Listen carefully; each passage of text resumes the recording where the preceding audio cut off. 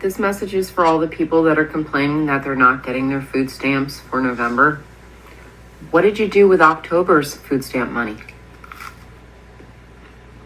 What'd you do?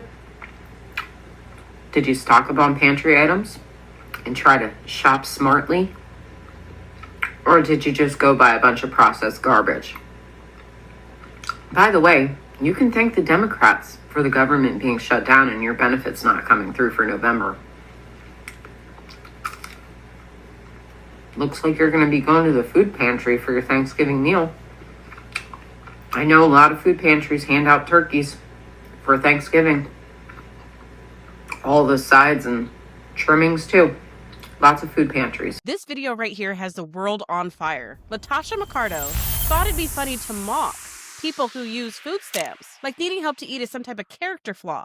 But what she didn't realize is that karma doesn't play fair. Hey, I'm Kim, and on this channel, we talk about stuff that actually matters. Real people, real policies, and how they affect us. Not just viral clips. Because behind every single one of these videos is a bigger story about survival, struggle, and how easy it is to forget where we came from. So she's basically asking what people did with their October benefits from the SNAP program, and then clowning people depending on that program. And I just gotta say, LaTosha really thought that she ate with this. But the thing is, this type of mockery isn't new. It's just some weird social class performance where people think that they can shame their way out of poverty. Like if you laugh at the people still struggling, somehow that means you've made it. When in reality, all it does is show how disconnected you've become from empathy. Let's break down some of the facts. Over 40% of Americans are on SNAP. 42% of them are white Americans. And that's the part that kills me. Because so many people want to talk about food stamps like it's some other group that's using them, when statistically, most recipients are white. Poverty doesn't care about your race, but the way people weaponize stereotypes sure does. Let's get something straight. SNAP, the Supplemental Nutritional Assistance Program, isn't just a handout. It's a lifeline. It's what keeps single parents, seniors, and families from going to bed hungry. And most of the people on SNAP are working. They just don't make enough to cover food, bills, and rent all at once. You know, the basics, the things that everyone deserves. 2/3 of SNAP recipients are children. Most adults on SNAP work either full-time or part-time, and some have both. So when people like LaTosha mock food stamps, they're not mocking laziness. They're mocking the working class, the people that this country literally run on. And then here comes video number 2. You're getting mad at people that are on the side like I am that say, no, you shouldn't be buying junk food and sugary soda with your food stamps. I've been on food stamps before because I had to. I was in a place where I needed them. I didn't live off of them though. I used them for as long as, I needed them for, and until I found a job and started building up my life.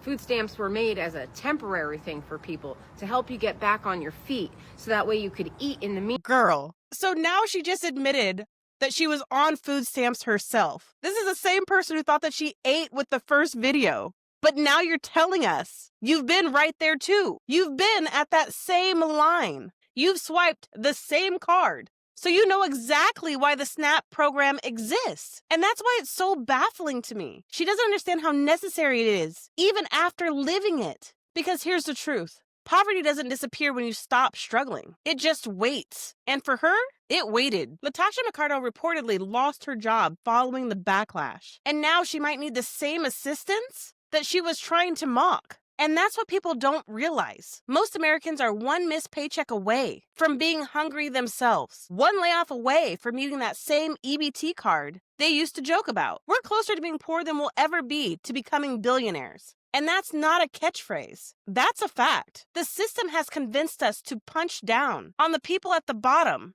while worshiping the ones who hoard everything at the top. And when we shame people for needing help, we're doing exactly what they want us to do. Turn on each other instead of turning on the systems that put us here in the first place. Now, as I'm sure you know, the timing of this couldn't be any worse because on November 1st, new SNAP restrictions go into place. Veterans, homeless people, and young adults aging out of foster care will now face stricter work requirements just to keep their benefits. Up to 4 million people could lose access to food assistance. So while you're online mocking people for needing their food stamps, millions more are about to go hungry. This isn't just a culture war, it's survival. This happens when we treat basic human needs like moral tests. Here's what I want people to understand. Needing help isn't a failure. It's being human. Everyone fails. And in a system like ours, the ground keeps getting closer. So before you look down on someone using food stamps, remember, you're probably closer to that than you are being rich. Hunger doesn't discriminate, and compassion shouldn't either. When you reap the harvest of your land, do not reap the very edges of your field or gather the gleanings of your harvest. Do not go over your vineyard a second time